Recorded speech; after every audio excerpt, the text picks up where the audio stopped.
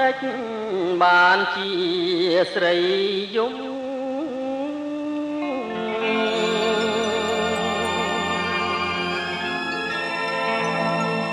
អូនយំរឿងអ្វី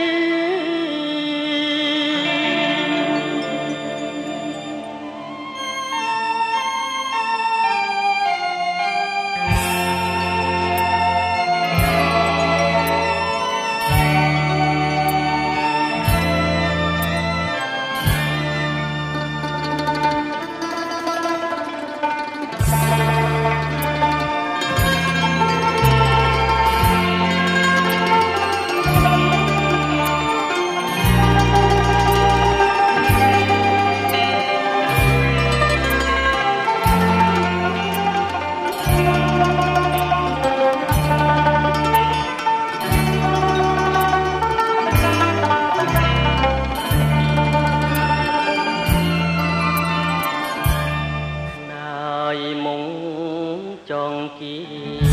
ងលៀងក៏អងមកលន់ទួសួរបង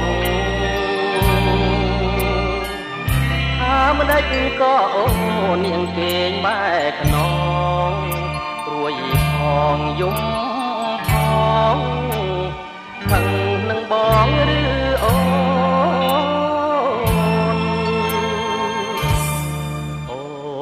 យំរឿងអ្វី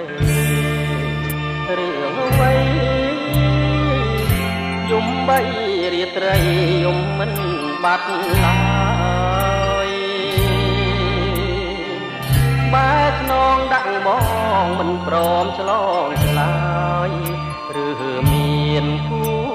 ហើយមករៀបការនឹងបង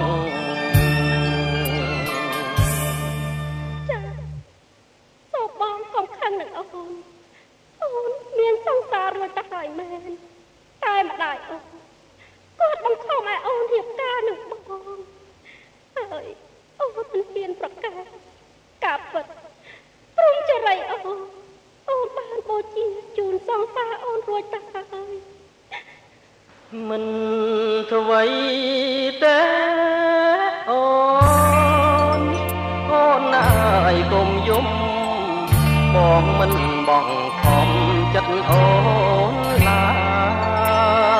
យបងស៊ូលះបងរូបអូនវិញហើយ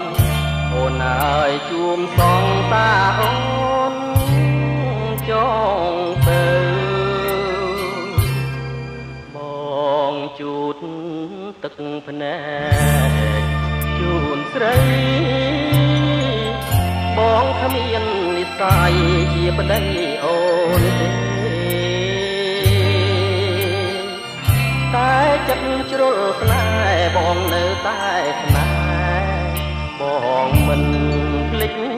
ទេតែសូមជួបជាតិក្រោយអើ